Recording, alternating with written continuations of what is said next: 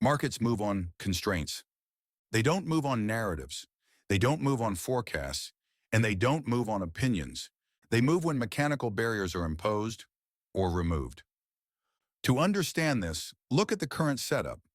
There are trillions of dollars in the system, but it is concentrated in money market funds, the reverse repo facility, and T-bills. Liquidity is abundant in cash-like instruments, but that is not the same thing as risk-taking capacity. When the plumbing breaks, that cash becomes a liquidity cemetery. It stays parked in the reverse repo facility because private intermediation is constrained and incentives point back to the Fed. This is a transmission failure. The capital is there, but the mechanism to deploy it is blocked. When that blockage happens, policy creates a relief valve. We call this the sovereign override. Policy creates a path to reroute liquidity around the blockage. It's a temporary pipe built to bypass a broken valve. When that bypass opens, money doesn't hit all assets equally.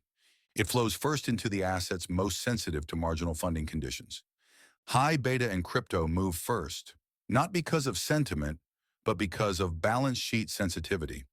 Now let's back up and look at why this happens. The entire global financial flow is governed by a single choke point, dealer balance sheets. Everything passes through here. When dealer balance sheet capacity opens up, you get a surge of flow into credit, equities, and crypto. When it closes, everything stops. This is why most investors are late. They watch prices to tell them what's happening. But by the time prices drop, the dealer balance sheet stress has been building for weeks.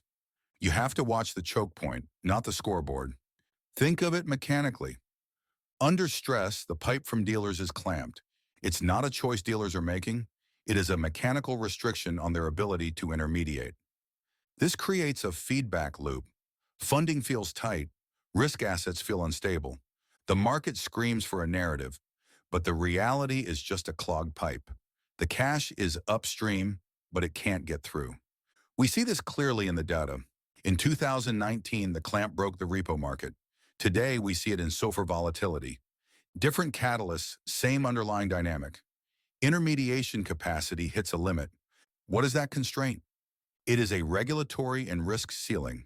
It involves GSIB scores, internal risk limits, and the supplementary leverage ratio SLR. When these bind, intermediation halts.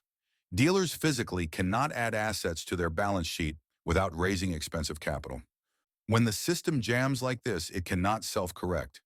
Dealers can't just try harder. Relieving the constraint requires sovereign intervention. This is the sovereign bypass. The Treasury and the Fed step in. They change the plumbing conditions dealers operate under. They aren't removing the dealers. They are changing the terms to make flow possible again. The sovereign relieves the constraint to restore transmission. It shifts the system's incentives, changing where money market funds park cash and how collateral circulates, which relieves pressure on private intermediation. But we have to be honest about what this is. This is fixing transmission, short term. It is not creating organic growth, long term. It's a bridge to keep the game playing. But for a trader, a bridge is enough. The sovereign has a specific toolkit for this. Facilities, collateral operations, backstops. When you see these tools deployed, don't ask, is the economy good? Ask, is the pipe unclogged? So let's define the trade.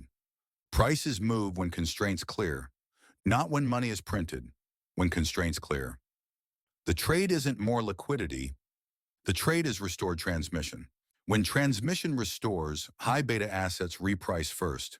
Look at the chart. The baseline SPY moves steadily, but the high beta names explode upwards. That gap is the return on transmission. They lead because they are mechanically sensitive. These assets are the most sensitive to marginal balance sheet capacity. When the clamp releases, they feel the relief first. This brings us back to the edge.